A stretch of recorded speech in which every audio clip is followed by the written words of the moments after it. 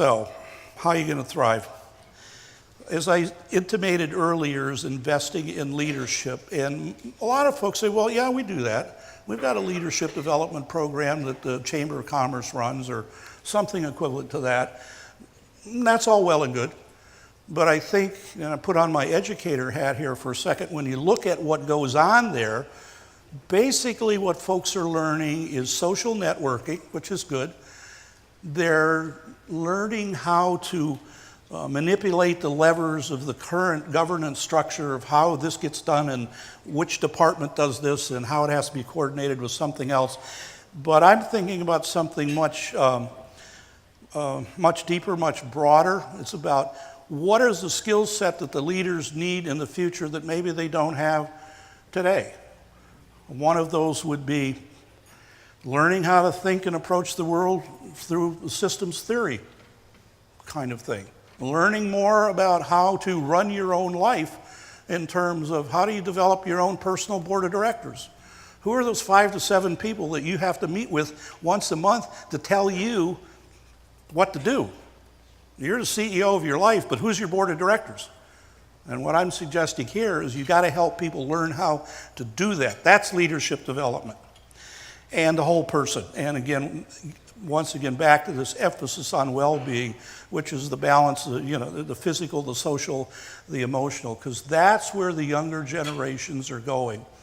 And Mayor left already, but anyways, he was relating a story at lunch about a person, employer, things aren't in balance anymore. I'm gone. I'm left. Bye. That's becoming more and more and more important. We would do surveys that ask people, okay, you're working for this company. What does it give you that you really, really value? Well, I get health care and I get a pension plan that's managed and retirement. And say, okay, great, good. If it weren't for those two things, how long would you stay in this company?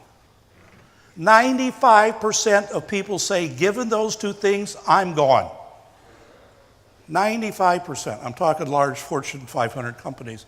That should be a very, very scary statistic to leaders of those companies, and guaranteed it is. I can't ask that question anymore. It made me stop because 3 days after doing that survey, everybody's lined up in front of HR going, wait a second, this isn't working. We got to do something. So that's what I mean about leadership. And then work on place brand. I mean, what are the 2 or 3 things that you would say, and I'll pick on Fargo because I'm here in Fargo, this is really us. This is what makes us us. And if you could get that message to those people in Minneapolis and Chicago, they go, well, that might, relocating there might not be such a bad idea. So what's the place brand? And how do you communicate that message? What's the audience? It's really pretty straight up marketing, but most communities don't look at it. I'll give you an example quickly. I used to live in a little town called Prescott, Arizona. Anybody here ever heard of Prescott? Good God, anybody ever visited Prescott? Then why are you here? Prescott brand was we're everybody's hometown. I mean, how vanilla can you get?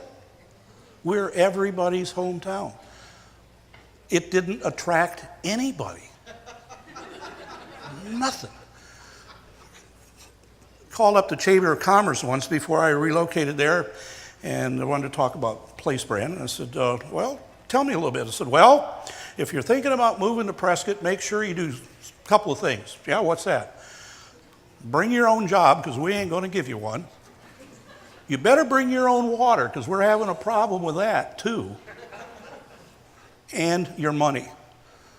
And I went, these are the people who are advertising this place to the potential residents, and they're saying, oh yeah, but your physician too. You got to bring your own physician, because we don't do that. We do dying really good, but we don't do being born real good. So, I went, this is your place brand? Are you people kidding me? No, they were serious, but as we've watched over the past 20 years, their population number is doing one of these, and the revenue's going away, and the demand for services are going up because of the aging of the population. They're caught between a rock and a hard spot. And I would suggest, and I did, I don't live there anymore, that it had something to do with their place brand. So that's why I think that's important. Okay, now I'm going to switch gears a little bit again and say, what do you do? What can be done? It's very practical within the limits to the resources you have today that will put you in a position to get on and drive that futures bus.